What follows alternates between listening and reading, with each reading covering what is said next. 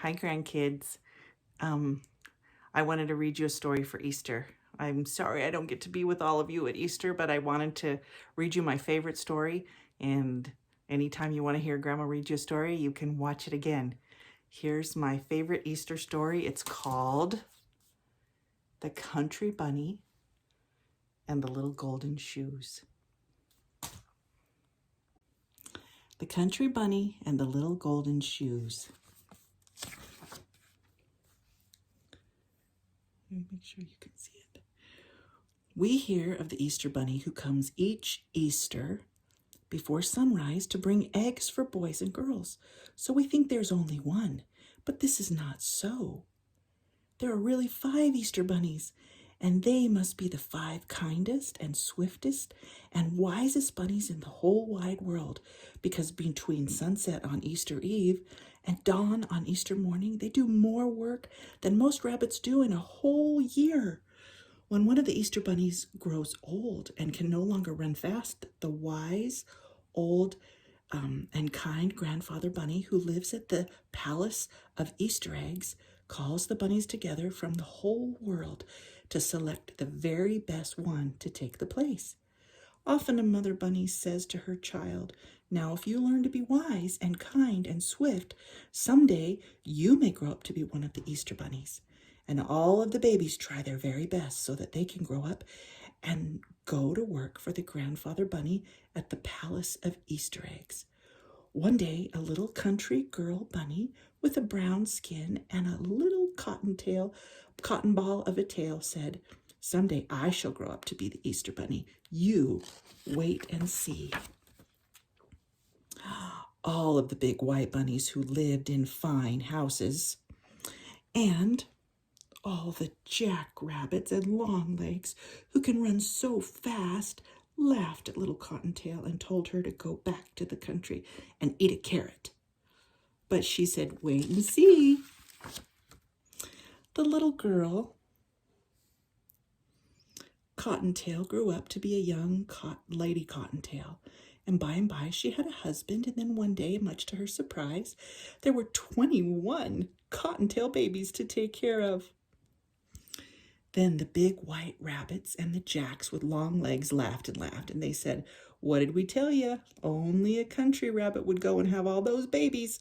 Now take care of them and leave Easter eggs to great big men bunnies like us." And they went away, liking themselves very much. Cottontail stopped thinking about hopping over the world with lovely eggs for little boys and girls, and she took care of her babies.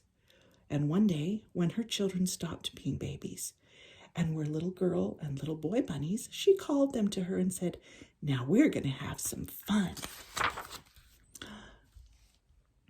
Then 2 of them she gave little brooms and showed them how to sweep out the cottage. And 2 she taught how to make beds. 2 more went with her to the kitchen, and in no time at all had found out how to cook a good dinner. And with these went the 2 dishwashers, and they made the glasses shine like crystal. 2 had little wash tubs full of soap suds, and they washed all the linen. 2 did the sewing and the mending. 2 had the most sweetest voices and were taught to sing, and 2 more to dance, and they amused all the others while they worked so that they were gay and happy. 2 others were soon digging in the garden, and 2 she gave paints and crayons so they could make pretty pictures for the walls. And when Mother Cottontail had given out all of the tasks, she looked around, and there was only one little boy bunny left, and she was sad and lonely. Then Mother Cottontail said to him, "You are the most polite of all my children, so I shall make you keeper of my chair. And whenever I come to dinner, you shall seat me politely at table." Then one day, when the little rabbits were half grown up, she heard a great talk among the woods rabbits. And when she asked what it was about, they said, "Haven't you heard? One of the 5 Easter bunnies has grown too slow, and we're all going to the Palace of Easter Eggs to see old grandfather pick out a new one to take his place." Oh my, how fun. So she called her little Cottontails and they all set off to the palace to see the fun. But their mother was sad because she thought that now she was nothing but an old mother bunny and could only look on, and that a big handsome white rabbit or long-legged Jack would be chosen. When they came to the Palace of Easter Eggs, there were bunnies everywhere on the great lawn, and the ones that hoped to be the Easter bunny stood together, and all the others looked at them and clapped their paws. Then the big front door opened, and the old, wise, and kind grandfather came hopping slowly out, and he told the biggest and those with the longest legs to show what they could do. They jumped and ran and showed him their pretty white fur, and they were all very fast and very clever. But still he did not pick one. He said to them, "You're pretty and you're fast, but you have not shown me that you are either kind or wise." Then his kind old eyes looked everywhere, and at last they rested on little Cottontail Mother, where she stood with her children around her, and he called her to come right up to the palace steps. So she took her 21 children and went up and stood before him. And when he spoke, his voice was so kind that she wasn't frightened at all. And he said, "What a large family you have, my dear. I suppose they take all of your time." But she said, "When they were babies, that was so. But now they are so well trained that they do most of the work for me." "Ah," he said, smiling, "you must be very wise to train so many children so well. But tell me, do they always look so happy? And do they always hold their eyes up so prettily?" "Indeed they do," she answered. "We never have a tear or a cross word in our little country cottage. And if I do say it myself, they do carry their ears better than most bunnies." Then he said, patting the nearest bunny on the head, "You must be very kind indeed to have such a happy home.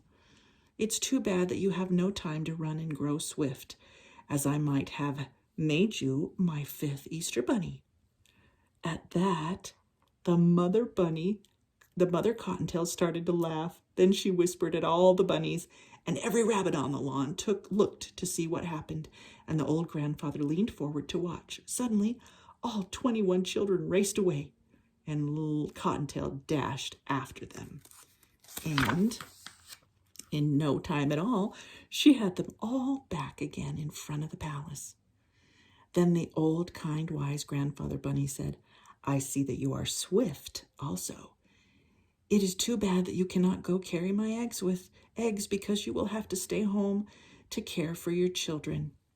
Mother Cottontail nodded to the head of her little ones, and they all formed a line and bowed low to grandfather. Then she stepped in front of them and said, "They will take better care of the house than I." Then she called them up 2 by 2, and she put her hands on the heads of each pair. She said, "These are my sweepers. They keep the cottage clean as your hand. These make the beds without a wrinkle. These cook my dinner. These wash the dishes. These tend the garden. These wash and dry all the clothes. These do the mending. These sing and these dance to keep us merry while we work. These are learning to paint pretty pictures for our walls. And this littlest one of all pulls my chair for me when I sit to table." So you can see, when I leave them to take care of the house until I come home, then the old, kind, wise grandfather said, "You have proved yourself to be not only wise and kind and swift, but also very clever. Come to the palace tomorrow afternoon, for that is Easter Eve, and you shall be my 5th Easter bunny." The next evening, Cottontail knocked on the big front door. Oh my, there she is, and was admitted to the palace.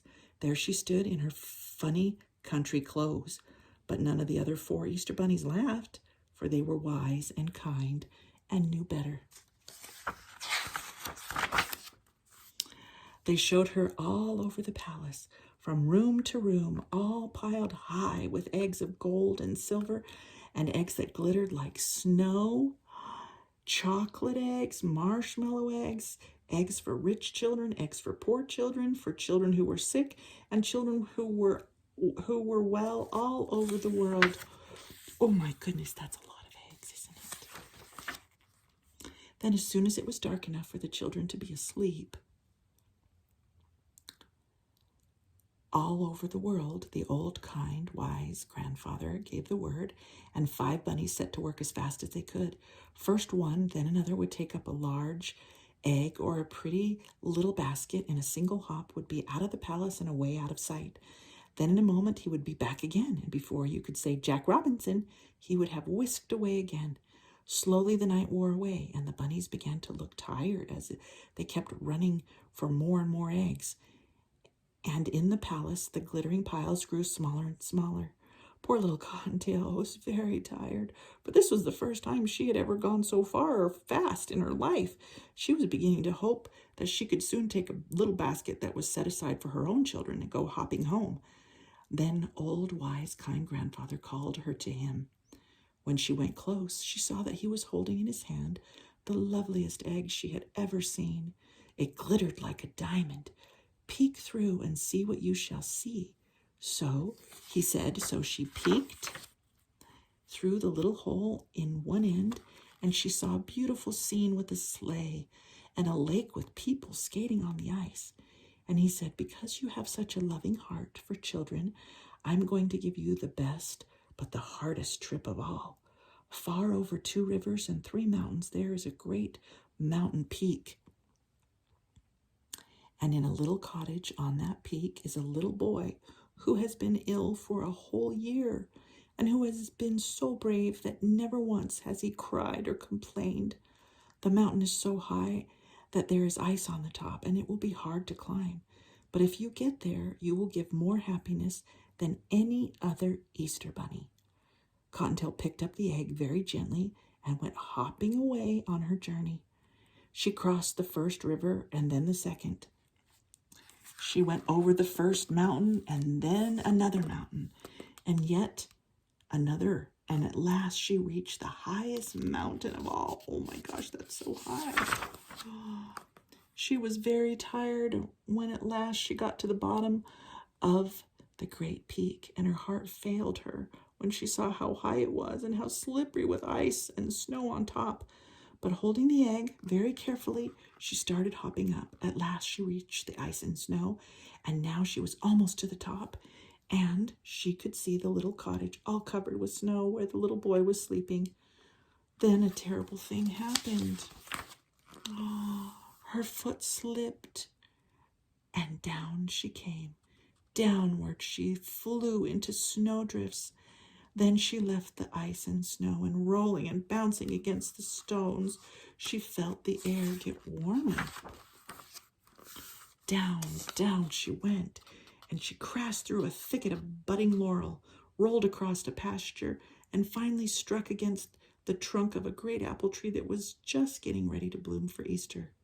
And there she lay, with the egg still safely clutched in her paw, but with a great pain in her leg. She tried to rise again, but she saw a lovely pink light in the sky, and she knew that in a few minutes more it would be day. Look at that pretty sky. And the little boy would be sad if he did not get this egg to him. But the pain was so bad she fell down. Then she felt something touch her shoulder, and she looked up. And there, right before her, way off there, in that distant land, was old, wise, kind Grandfather Bunny. And he smiled at her and he said, "You are not only wise and kind and swift, but you are also the bravest of all the bunnies. And I shall make you my very own gold shoe Easter bunny." He reached over and saw for the first time, and she saw for the first time that he was holding a tiny pair of gold shoes in his hand. And he bent down and put them on her feet. Suddenly, all the pain left her leg, and she stood up and picked up the precious egg. Then, before she knew what was happening, she felt a sudden motion, and she found herself flying high in the air.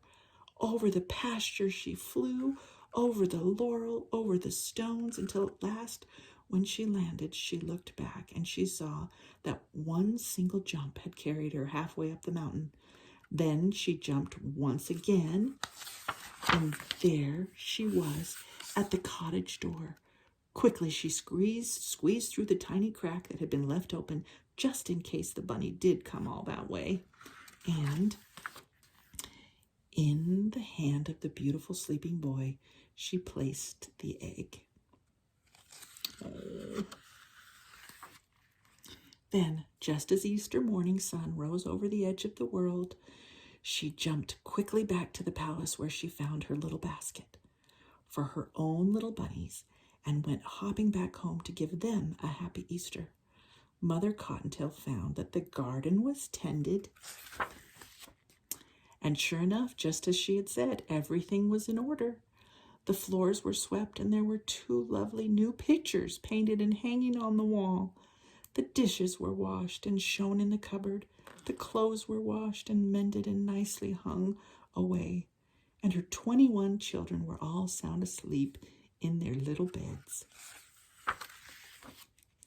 And the little house of Mother Cottontail, can always be told now from the homes of all other bunnies, because in a special place on the wall, on a very special hook, hangs a pair of tiny gold shoes. Oh, look at those tiny gold shoes. Aren't those the cutest little shoes? I loved reading you that story. I love my grandchildren so much, every single one of you. And you are like those little bunnies, taking care of your family and loving each other. And it just means so much to me that you do that. And I really appreciate it. And I love you. And I wish you a wonderful, happy Easter with all my love. XOXO, I love you. Hugs and kisses from Grandma. Happy Easter.